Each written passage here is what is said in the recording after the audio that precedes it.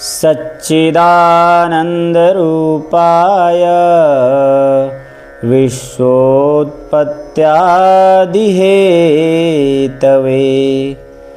तापत्रयविनाशाय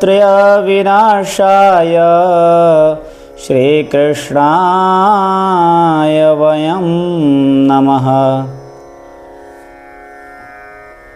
आइए मेरे श्रोतावृंद, एकादशी की अगली श्रृंखला में हम आज मोक्षदा एकादशी व्रत की महात्म्य एवं कथा का श्रवण करेंगे। एक बार महाराज युधिष्ठिर ने भगवान श्री कृष्ण से कहा कि हे भगवान, आप तीनों लोकों के स्वामी, सबको सुख देने वाले और जगत के पति हैं। आप परम पिता परमेश्वर हैं। मैं आपको नमस्कार करता हूँ। हे भगवान, आप सबके हितैषी भी हैं।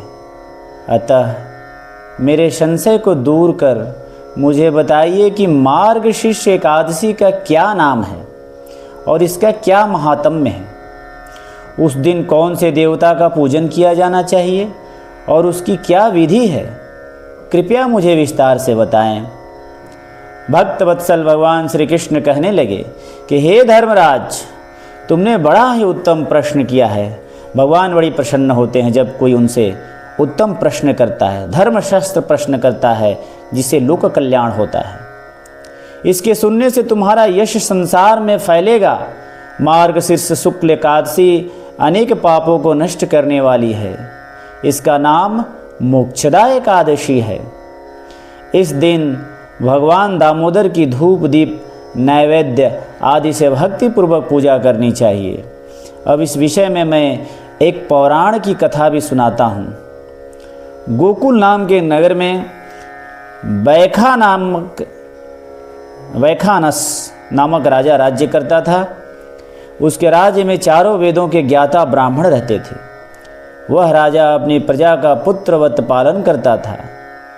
एक बार रात्रि में राजा ने एक स्वप्न देखा कि उसके पिता नरक में हैं।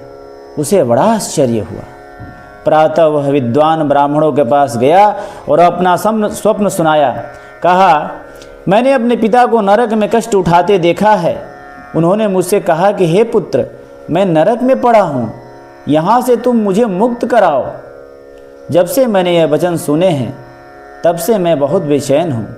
चित्त में बड़ी अशांति हो रही है। मुझे इस राज्य, धन, पुत्र, स्त्री आदि, घोड़े आदि में कुछ भी सुख प्राप्ति नहीं हो रही है। क्या करूं? राजा ने कहा कि हे ब्राह्मण देवताओं, इस दुख के कारण मेरा सारा शरीर जला जा रहा है। अब आप कृपा करके कोई तप, दान, व्रत या अनुष्ठान, ऐसा कोई उपाय बताएं जिससे मेरे पिता को मुक्ति मिल जाए।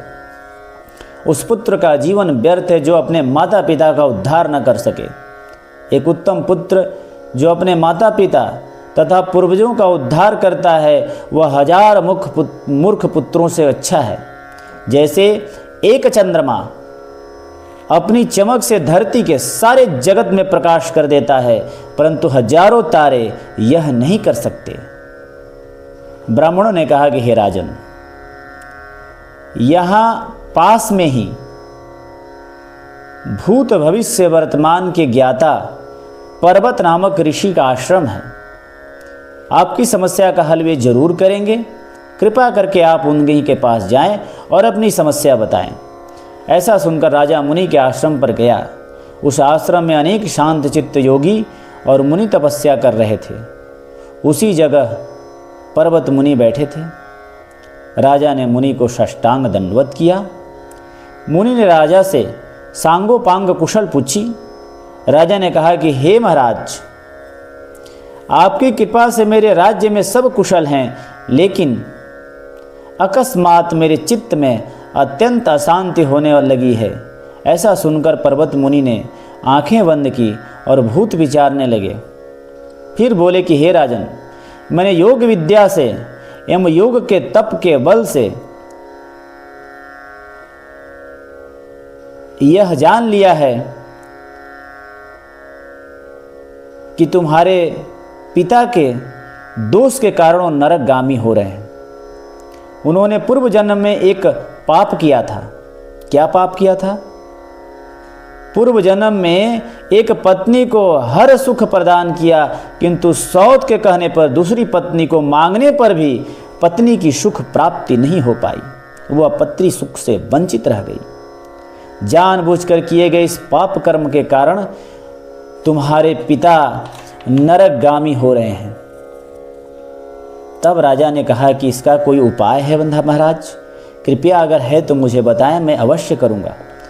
मुनि बोले कि हे राजन, आप मार्गशीर्ष एकादशी का उपवास करें और उस उपवास के पुण्य को अपने पिता को संकल्प कर दें। इसके प्रभाव से आपके पिता की अवश्य नरक से मुक्ति होगी। मुनि के ये वचन सुनकर राजा महल में आया और मुनि के कहने अनुसार कुटुंब सहित मोक्षदा एकादशी का व्रत किया। इसके उपवास का पुण्य उसने पिता को अर्पण कर दिया। इसके प्रभाव से उसके पिता को मुक्ति मिल गई और स्वर्ग में जाते हुए वे पुत्र से कहने लगे कि हे पुत्र, तेरा कल्याण हो, तेरे समान सबको पुत्र भगवान दे। जो पुत्र अपने मरे हुए पिता को स्वर्गगामी बना रहा है, स्वयं एकादशी करके अर्पण कर रहा है, तुम भी सदैव स्वर्ग में ही वास करोगे। यह कहकर राजन उसके पिता स्वर्ग में चले गए।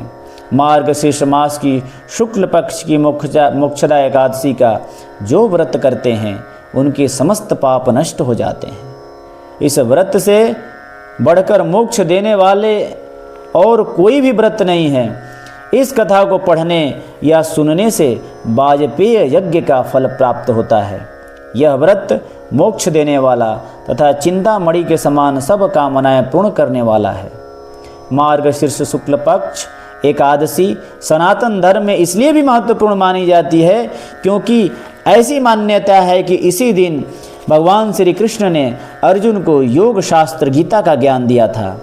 इस उपलक्ष्य में इस दिन गीता जयंती भी मनाई जाती है।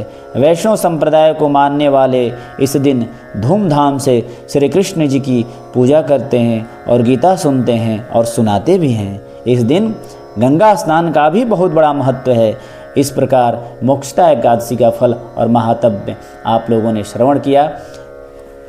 बोलिए श्री कृष्ण